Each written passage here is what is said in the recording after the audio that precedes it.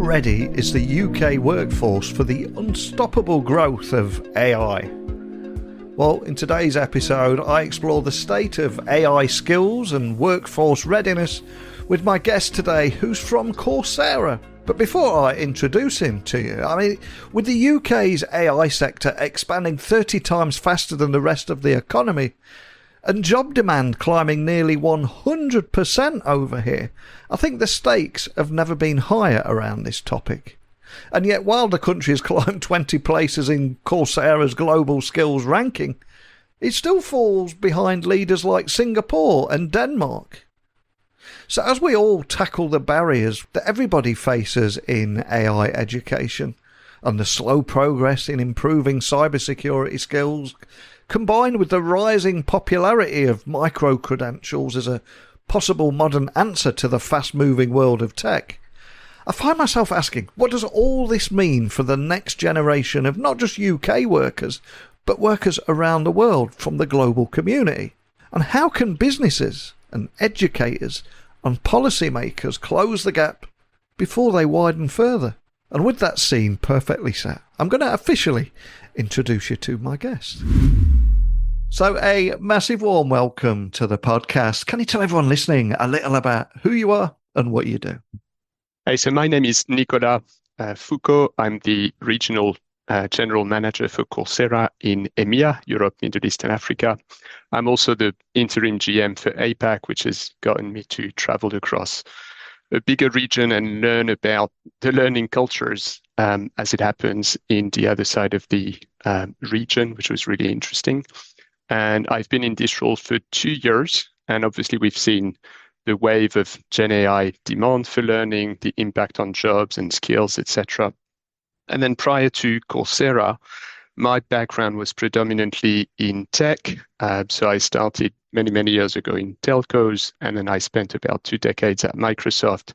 I had my own little business during COVID.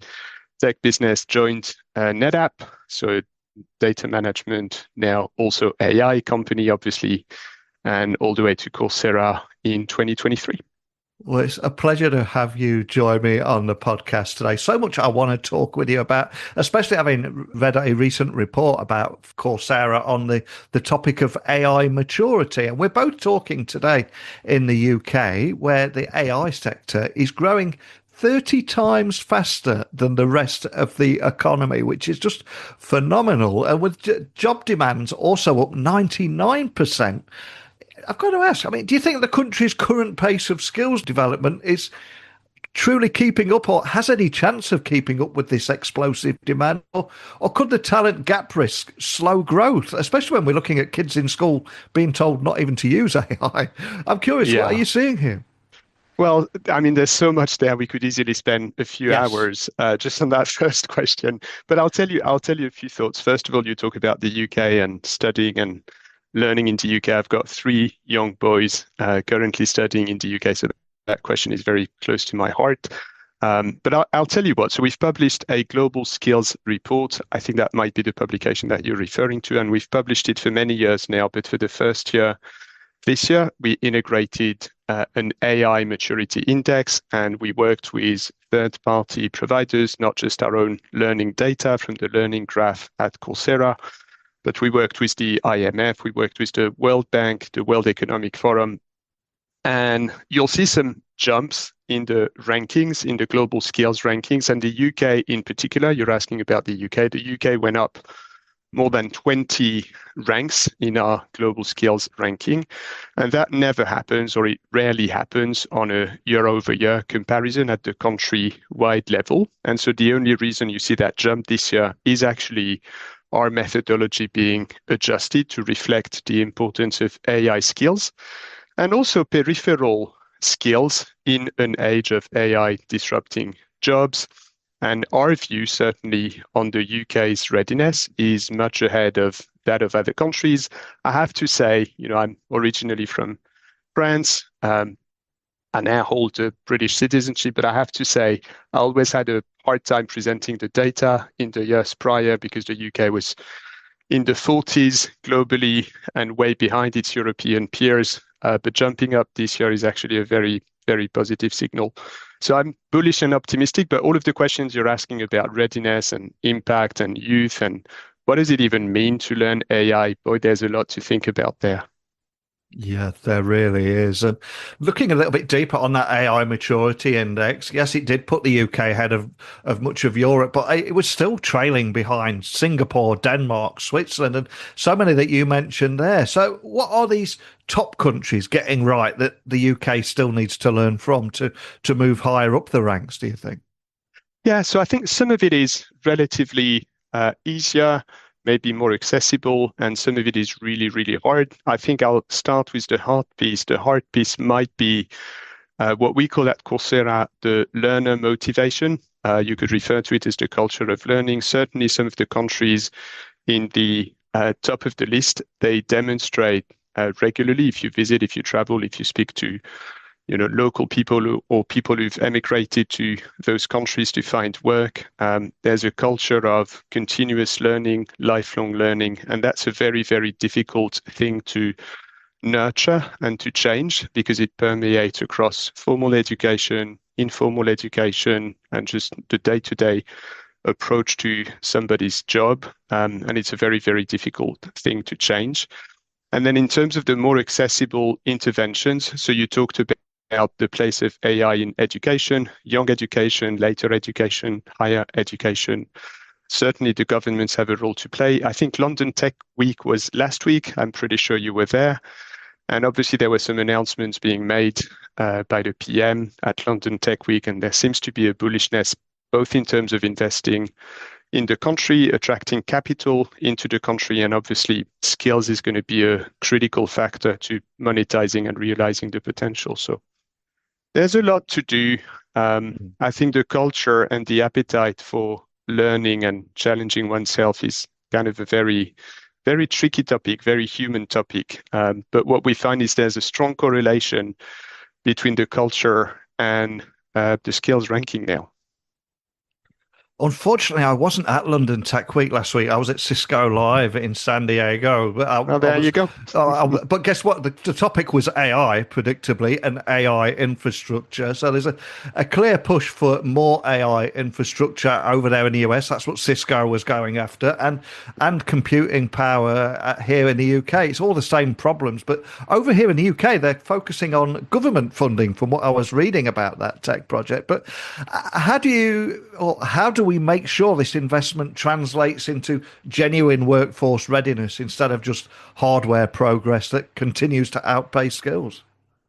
Yeah, so I think on the workforce readiness, it's going to be a combination of obviously individual learners, businesses, government, all of the above, education, private education, public institutions facilitating the work. But frankly, as I'm sure you're aware in your line of work, I'm very aware in my line of work, the main driver for adjusting is economic need, economic opportunity. Over the years at Coursera, we've had several programs, and during COVID, we had government partnerships. You talk about the intervention of governments, and what we found consistently throughout our programs is whenever the programs were targeting typically younger populations with more aspiration for economic opportunity.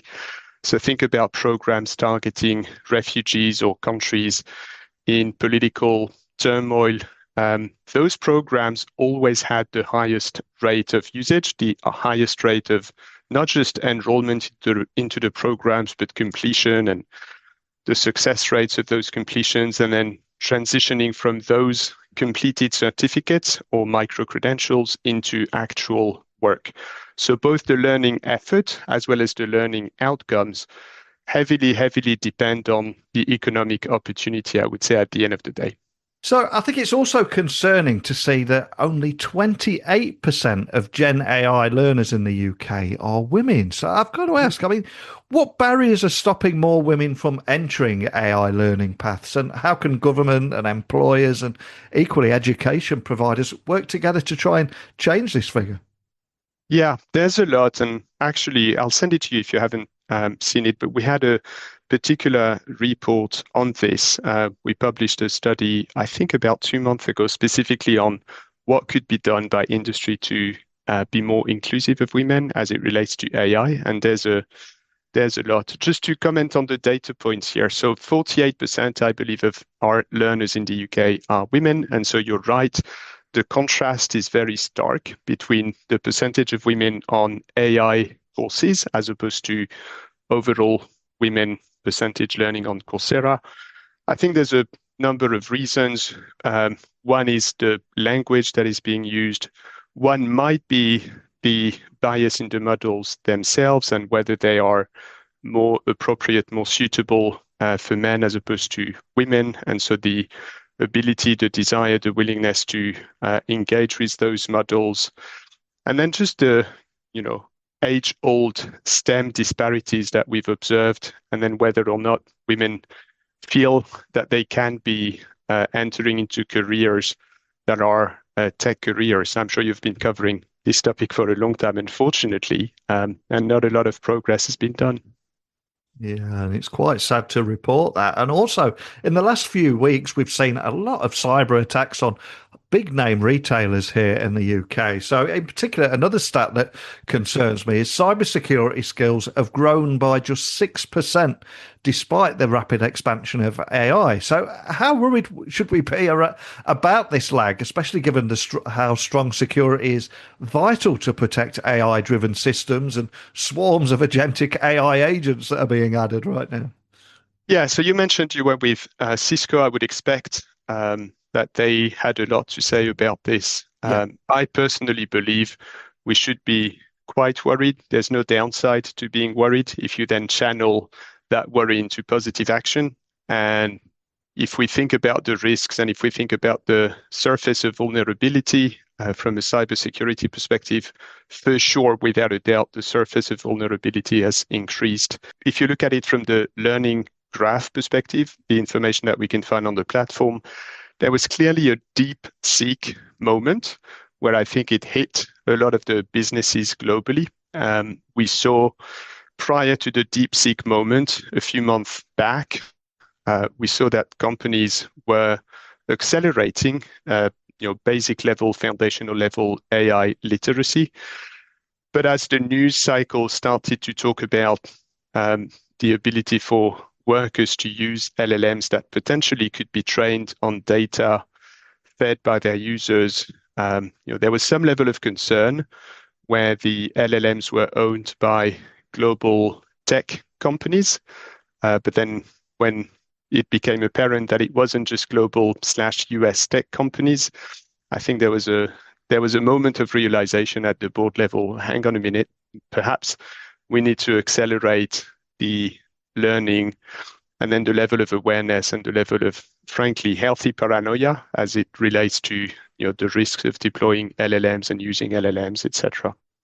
So I would agree with you. I think there's a lot of questions to be asked. We see a lot of demand on cybersecurity skills on the platform, but right now, one would argue this should accelerate faster than the demand in AI or data science or machine learning, and it isn't yet. And inside every workplace, there's a lot of concern around AI and job displacement. Every tech event we go to will say people can focus on more value-added tasks, etc. But there is a responsibility on employers to ensure that they don't leave their people behind. And equally, there's a responsibility on every single one of us to embrace continuous learning. Nobody can check into one role and just coast it for 40 years. Those days are long gone. And Coursera data shows that professional certificates and things like micro credentials are becoming more and more popular. So, from what you're seeing here, are employers now seeing these qualifications as equal to maybe traditional degrees that have maybe lost pace of how quickly technology is moving, or does more work still need to be done in building trust around this? Yeah, I think maybe not equal, perhaps superior in some ways. Not delivering the same sort of education in others. So let me break that out a little bit, and you tell me if it answers your question. So I think, first of all, when we talk about micro credentials, what does that mean? It's still an emerging theme and topic. I think an emerging standard. So we're talking about it could be professional certificates. So imagine if you take a course from Google on cybersecurity. We just had a conversation on cybersecurity, and you want Google to be recognizing the learning that you've done and whether you're able to apply the learning. And so you want to have the Google stamp of approval on the learning that you did for perhaps a few weeks, perhaps a few months, perhaps just a number of hours. And so that's a micro credential because you're not obviously not getting a full degree for that piece of work, but you're still getting external validation from a trusted company, a trusted provider for the learning that you've done. So that's what we mean with micro credentials. In a lot of regions across the world, higher education institutions have actually standardized micro credentials, and micro credentials can be a part of formal 4-credit courses in universities. And so the goal there is you're a higher education institution, you want to complement the curriculum that you have on campus with best of breed content from trusted universities or trusted brands. I was using Google and cybersecurity as an example. You can use those micro credentials for credit for your students to complement the learning. Now, let me get maybe a little bit closer to your question. If that's the landscape with micro credentials, then for employers, that's obviously wonderful, because if you post a job on LinkedIn right now, you're getting hundreds of applications within 24 hours. There is no way that a human can scan through all of those applications in a timeline that would work for the candidates. And so one of the criteria that you might use to assess someone's suitability for a role is, do they really know about the topics that we talked about today: data science, AI, foundational AI, Gen AI, cybersecurity, but also industry-specific, industry domains, perhaps even human skills. And using micro-credentials is one way of screening through and validating externally something that can't yet be sanctioned into a diploma that you might have secured maybe 20 years ago. And so I think both the pace of change in the technology landscape requires a more agile approach for stacking skills and skills credentials. And micro-credentials is the industry standard way of responding to that need. Does that answer your question? It really does, and it really brings it to life too. And I'm curious, from what you're seeing here, what are the most popular micro credentials and courses that are being taken up at Coursera? Are there any big trends? I would imagine it's AI, but what are you seeing? Yeah, so AI is definitely a large trend. And then I would say, again, think about it as 3 dimensions: industry, micro credentials, then specific human skills. We also see a regained interest, and I find it fascinating. I think it redefines essentially the boundaries of what are human skills and human skills that are uniquely differentiated from machines in this new era of work. And so we are seeing a new interest in the traditional leadership, communication, negotiation, managing conflict, managing ambiguity. So there's a lot of interest, regained interest, I would say, on interpersonal skills, collaboration, leadership, presentation.